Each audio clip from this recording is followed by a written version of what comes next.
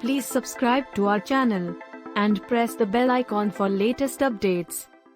Hello everyone, minded talks पे आप सबका स्वागत है। आज हमारे पास साथ हैं एक मशहूर कलाकार ख्याली सहारन जी, जिनका जन्म 18 SPD बोदलपुर हनुमानगढ़ डिस्ट्रिक्ट में हुआ।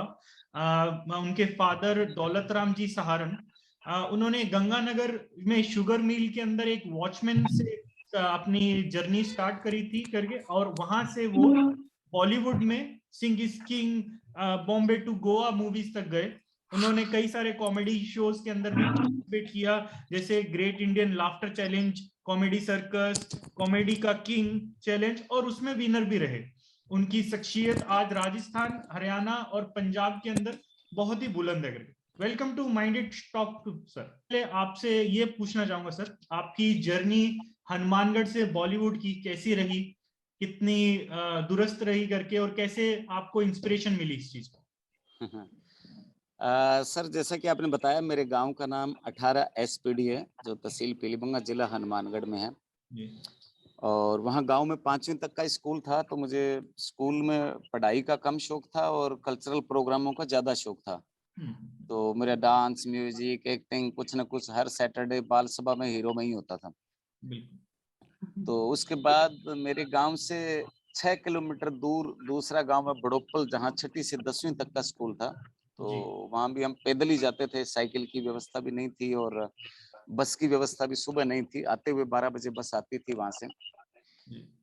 तो वो एक नाटक थिएटर करते करते एक शौक ऐसा आया कि मैं 10वीं के बाद फिर पढ़ाई से इतना प्यार था कि 3 साल तो मैं 10वीं में रहा। तो फिर गुरुजी बोले, बेटा छोड़ दो, इससे ज्यादा और क्या करोगे। तो मैं श्री गंगानगर शिफ्ट हुआ। और गंगानगर में आपको थोड़ी सी गलत जानकारी मिली। मैं एक स्विमिंग पूल पे गार्ड की नौकरी की मैंने 1 साल। उसके बाद मैंने कपड़ा मिल, JCT मिल में नौकरी की, शुगर मिल में नहीं। तो JCT मिल में नौकरी के दौरान मैंने थिएटर सीखा वहाँ 6-7 साल। थिएटर सीखने के बाद मुझे चंडीगढ़ थिएटर करवाने का मौका मिला। तो जब मैं चंडीगढ़ में मैं थिएटर करा रहा था, तो साथ साथ में मुझे एंकरिंग, स्टेज एंकरिंग में करते करते अपना हनुमानगढ़ गंगानगर जिले वाले जब हिंदी बोलते हैं तो समझ नहीं आता कि ये बंदा पंजाबी है, हरियाणवी है या राजस्थानी है। तो वो जो मेरा कॉमेडी का टोन था वो लोगों को पसंद आया, और मुझे JGB, हंसराज, स्मिका, दिलेर मेहंदी, सुनिधि चौहान सबके साथ एंकरिंग करने का मौका मिला। उस एंकरिंग में मेरा कॉमेडी का मैटर बढ़ता गया और 2006 में लाफ्टर शो में मुझे मौका मिला। और लाफ्टर चैलेंज जीतने के बाद फिर कॉमेडी सर्कस, कॉमेडी का किंग कौन, कॉमेडी चैंपियन, मतलब GTV, Star TV, Star Plus, हर चैनल पे मुझे मौका मिला। सोनी TV, कपिल के साथ, जहां जहां टीवी में कॉमेडी के शो होते हैं वहां मुझे जरूर मौका मिला। 22 देशों की यात्रा करने का मौका मिला। पहली फिल्म मेरी बॉम्बे टू गोवा थी। उसके बाद सिंग इज किंग, मेरी पड़ोसन, भावनाओं को समझो, मुस्कुरा के देख जरा। फिर पंजाबी दौर शुरू हुआ तो मुख्तार चड्ढा, पेचा लड़ गया, जट वर्सेस आइलेट्स। अभी अपकमिंग जो फिल्म है वो पंजाबी उलट पुलट और कुलचे छोले आ रही है। हिंदी इत्ती सी बात और रोड़ा आ रही है।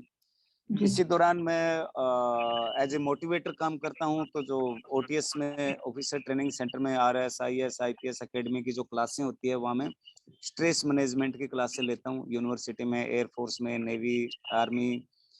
और मैंने मेरे गांव में दादाजी के नाम से ट्रस्ट बना के और सैनिक स्कूल की स्थापना करी। ये हिंदुस्तान का पहला ही निजी सैनिक स्कूल है। और इसके लिए भारत सरकार ने मुझे वार ऑफ ट्रॉफी के रूप में TK-55 टैंक दिया, जो वहीं स्कूल में ही हमने गेट पे लगा रखा है। तो ऐसा कुछ सफर रहा जीवन का। सर, आपने अभी OTS की बात की। अभी मैं OTS में ट्रेनिंग ले रही हूँ। मेरा सिलेक्शन हुआ जी। और मैंने आमतौर पर देखा है कि स्टेज फेयर, क्योंकि सबने बहुत बड़ा एग्जाम क्लियर किया है, पर फिर भी स्टेज फेयर होता है, हर कोई स्टेज तक नहीं पहुंच पाता है। जी। और आप कह रहे हैं कि स्कूलिंग आपने की, गांव से ही की, तो आपको ये कॉन्फिडेंस कहाँ से आया, या ये प्रैक्टिस करने से धीरे धीरे डेवलप हुआ, या शुरू से आप बहुत एक्सट्रोवर्ट थे? देखिए, सीखने की लगन होती है ना, तो वो कॉन्फिडेंस अपने आप दिला देता है। हम एक बार गिरेंगे, एक बार फिर उठेंगे, फिर गिरेंगे, फिर उठेंगे, चलेंगे, फिर दौड़ेंगे, फिर तेज दौड़ेंगे, तो वो फिर कॉन्फिडेंस बढ़ता जाता है। अगर पहली बार ही हम गिर गए और वहीं से उठने की हिम्मत नहीं करेंगे तो वो कॉन्फिडेंस कभी डेवलप नहीं होगा। फिर मैंने हमेशा ऐसे लोगों को स्टडी किया जो जीरो से हीरो बने हैं। मैंने रामायण भी अपने हिसाब से पढ़ी कि मुझे नहीं लगता कि हनुमान जी या बंदर कोई पहाड़ उठा के ला सकता है, लेकिन उसका मतलब ये है कि मुसीबत आए, किसी की जान की बने, तो पहाड़ उठाने जैसा काम भी आपको करना चाहिए। तो मेरी एक अपनी पढ़ाई है। मैंने डेल कार्नेगी को भी पढ़ा, स्वाज़र्ट को भी पढ़ा, मैंने इस्लाम भी पढ़ा, मैंने बाइबल भी पढ़ा, मुझे कुरान शरीफ भी पढ़ी, मुझे रामायण भी पढ़ी। तो उस सब के अंदर मुझे मोटिवेशन मिला। फिर बहुत सारे ऐसे लोग हैं जिनके बचपन में माँ बाप चले गए, उसके बावजूद भी उन्होंने बड़ा नाम किया। बहुत सारे ऐसे लोग हैं जिनके हाथ नहीं है, टांग नहीं है, पैर नहीं है, उसके बावजूद भी उन्होंने दुनिया जीती। तो ऐसे लोगों को पढ़ पढ़ के मेरा कॉन्फिडेंस बढ़ता गया। कभी मेरा जब तक शरीर स्वस्थ है तो सब कुछ है। तो इन आम लोगों से प्रेरणा मिली मुझे। सर मैं जब आपके इंटरव्यूज देख रहा था तो आप कभी भी पॉलिटिक्स पे, क्रिकेट पे और कभी जातवाद पे जोक नहीं बनाते हैं, तो आपको मैटर कहाँ से मिलता है सर फिर? क्योंकि आधे 99% कॉमेडियंस तो इसी पे जोक बनाते हैं, तो उनकी दुकान तो आप बंद कर देंगे करके अगर आपने ये नहीं पॉपुलर नहीं, कर दिया तो। सुबह से शाम तक आम आदमी की जो दिनचर्या होती है, मैं उसी पे कॉमेडी बनाता हूँ। तो वो इतना मैटर है कि सुबह से शाम तक कितनी घटनाएं घटती है। फिर क्रिकेट तो एक सब्जेक्ट है, उसको खेलते हुए देखना अच्छा लगता है, पर उस पर बातें मुझे समझ नहीं आई अभी तक।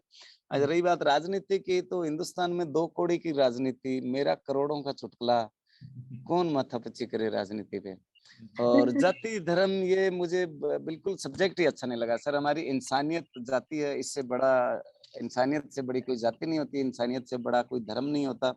हम एक दूसरे के काम आए, डॉक्टर से इलाज कराते हैं तो हम नहीं पूछते कि तुम कौन सी जाति के हो, या किसी ने पानी पिला दिया, या बस कंडक्टर ड्राइवर हमें एक स्थान से दूसरे स्थान पे लेके जाते हैं तो हम कभी नहीं पूछते भी ड्राइवर तू कौन सी कास्ट का है, कंडक्टर तू कौन सी कास्ट का है। उसका कोई तुक नहीं होता, कोई लेना देना भी नहीं होता। तो इसलिए मुझे वो जो चीज समझ में नहीं आती उस पर फिर मैं माथापच्ची नहीं करता। इसलिए मैंने कभी राजनीति पे, क्रिकेट पे या ऐसे जाति धर्म पे कोई कॉमेडी नहीं बनाई। तो सर अभी आपका करंट फोकस क्या है, कि आप क्या सोचते हैं कि क्या सब्जेक्ट मैटर होना चाहिए कॉमेडी के लिए? कॉमेडी के लिए बहुत सारे सब्जेक्ट हैं, और कॉमेडी हर दौर में चली आ रही है। राजा अकबर के दरबार में बिरबल एक कॉमेडियन थे। तो आज आप जो करोड़ों राजा हो, उनको हम बिरबल बन के हंसाने की कोशिश करते हैं।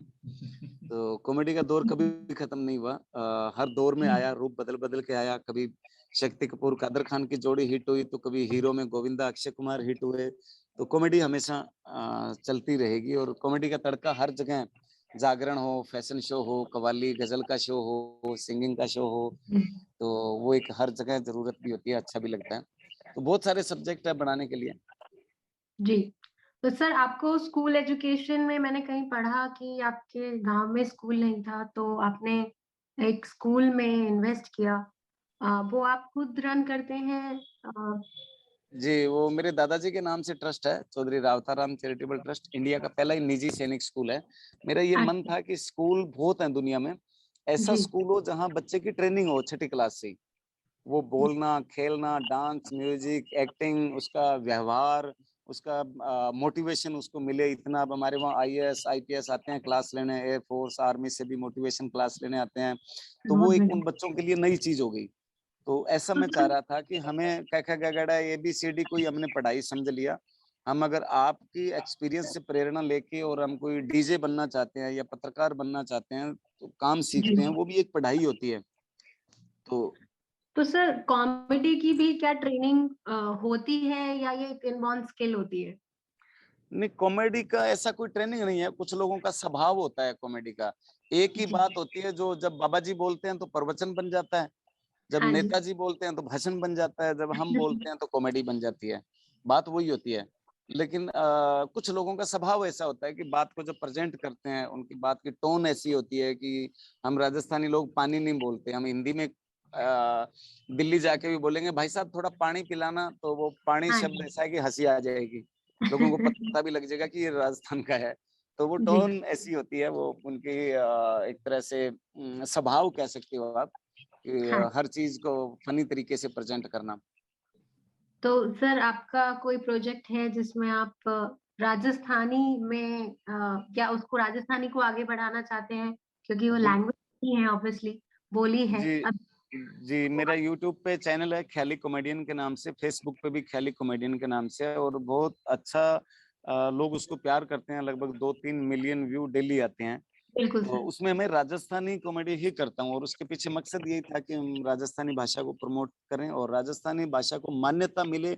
इसके लिए भी हम जो संघर्ष समिति है उसको मैंने काफी जी सपोर्ट किया है। मैंने जी सरकार से कई बार बात भी रखी है, मैं मेरे शो में भी बात रखता हूँ कि राजस्थानी भाषा को मान्यता मिलनी चाहिए।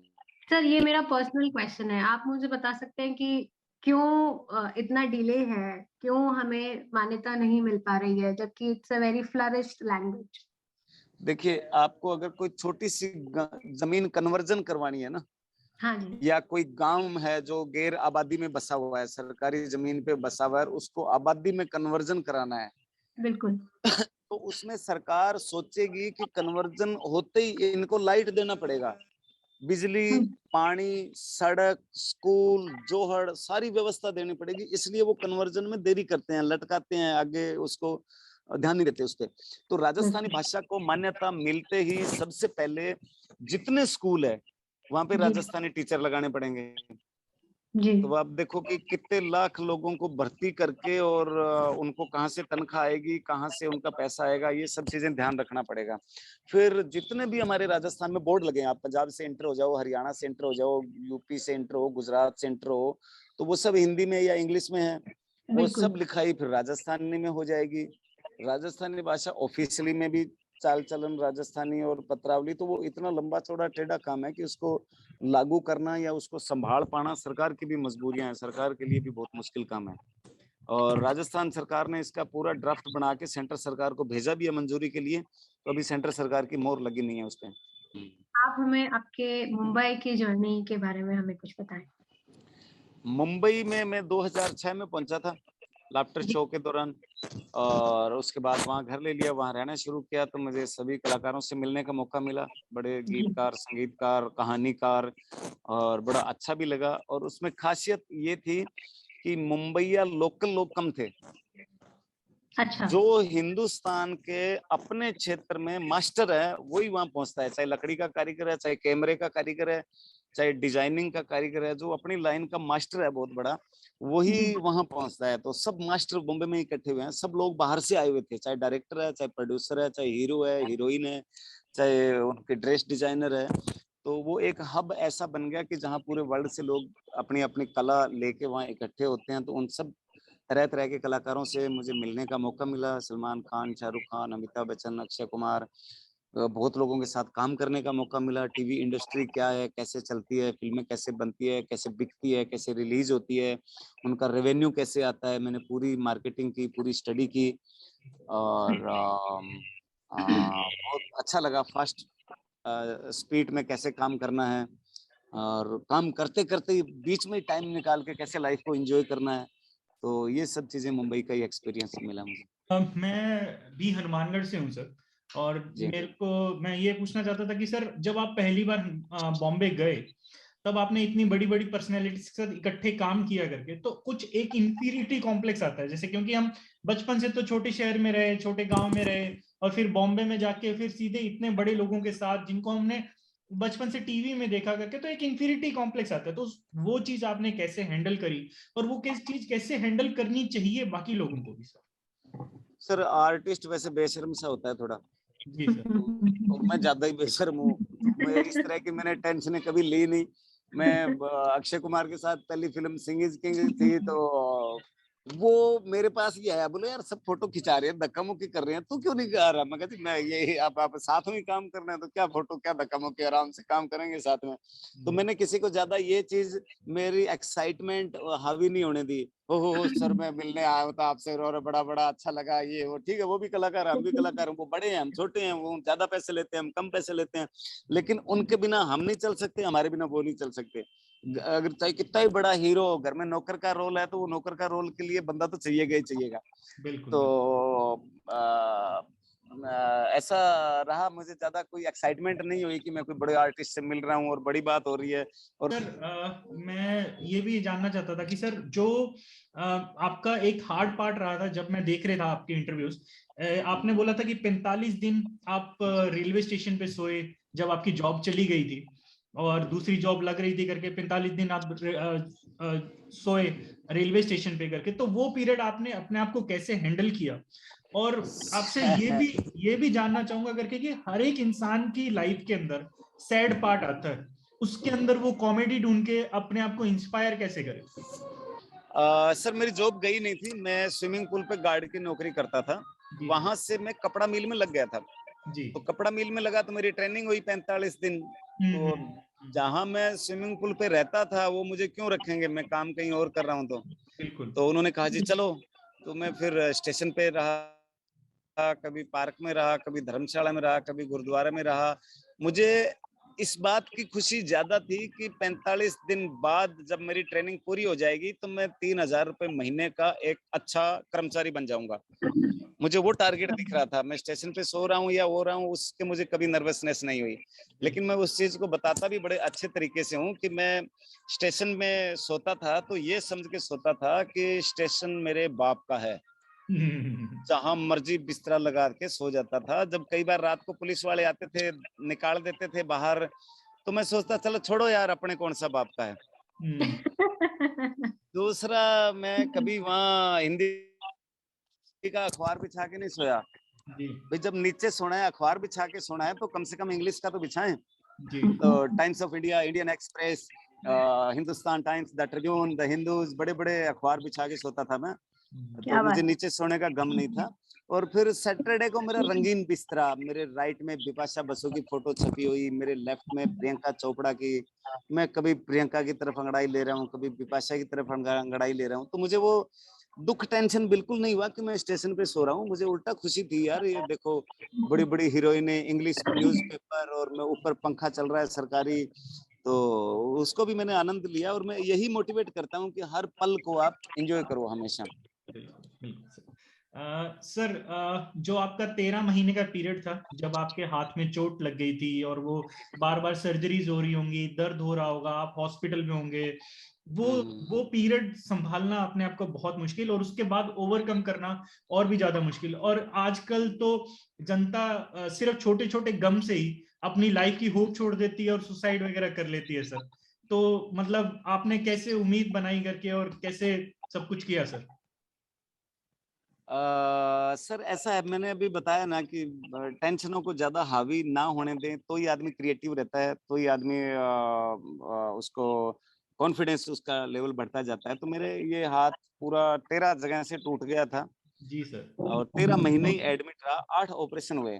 तो मैं स्टेज पे भी बोलता हूँ, कई डॉक्टर तो काम करना सीख गए थे, मुझे रोज ही खोल लेते थे। कभी कभी पेच लगाएंगे, मैं कहा जी लगा दो। सर आपके ना यहाँ पे नट लगेंगे, रोड लगेगी, मैं कहा जी आप काम सीखो, मैं तुम्हारे जो गई हूँ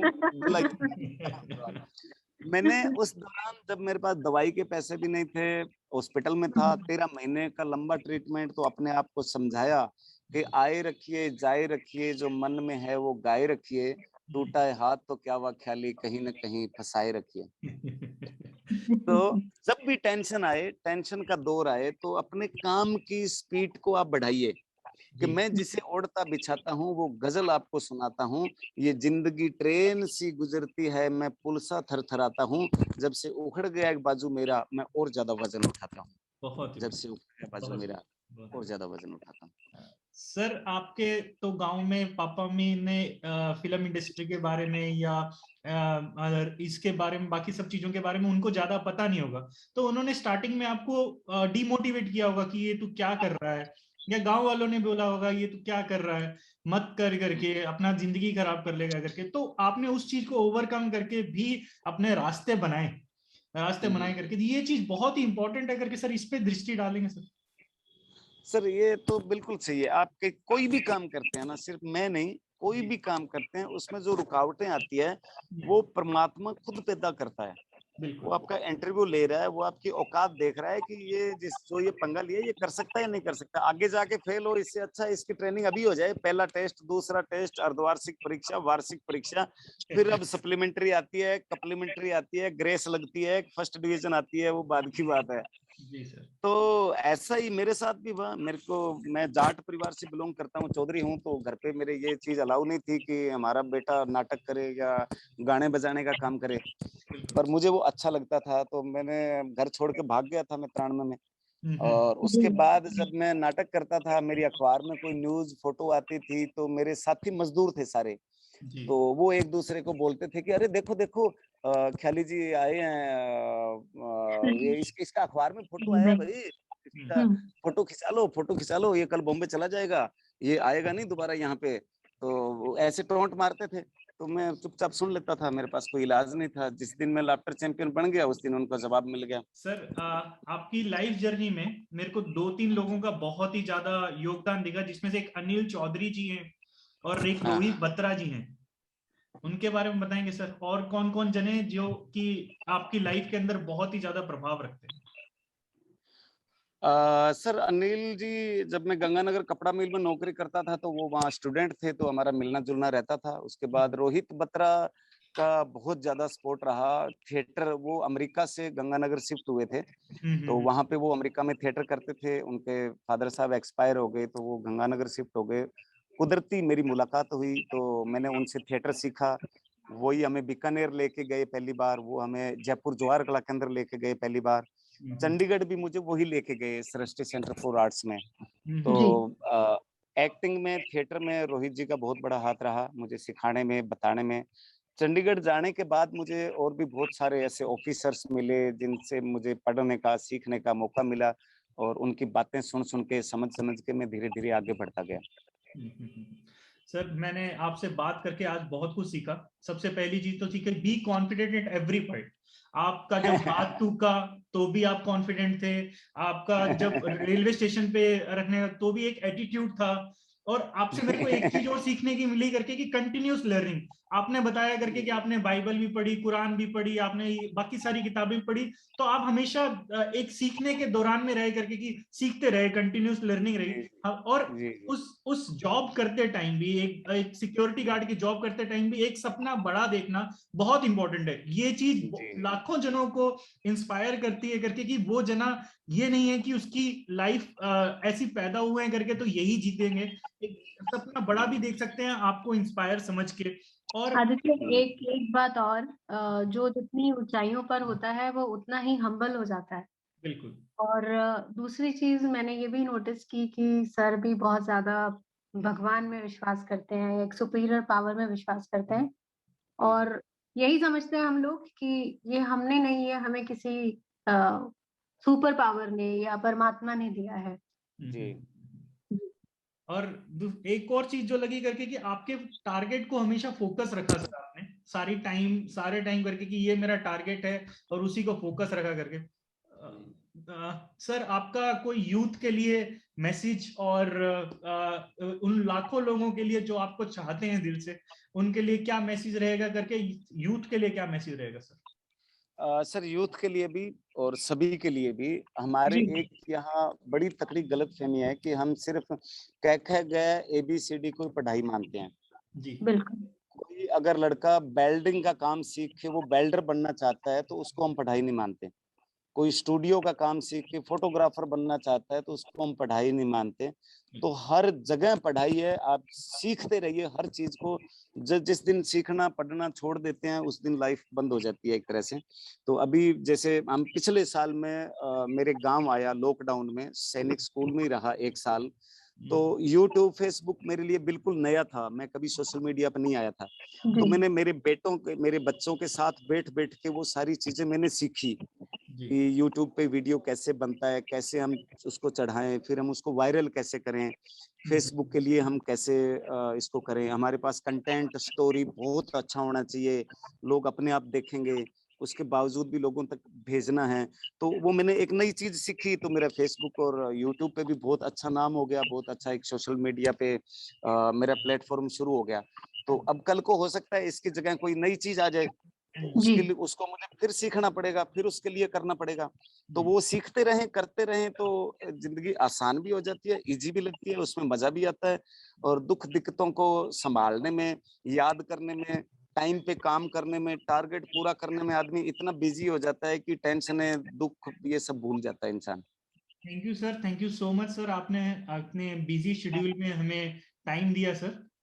थैंक यू डॉक्टर साहब। करके हमारे को बहुत ही अच्छा लगा, और हम आगे भी चाहेंगे करके कि जब भी हमारे को और मौका मिले बड़े सेमिनार्स करने का तो आप उसमें आए सर।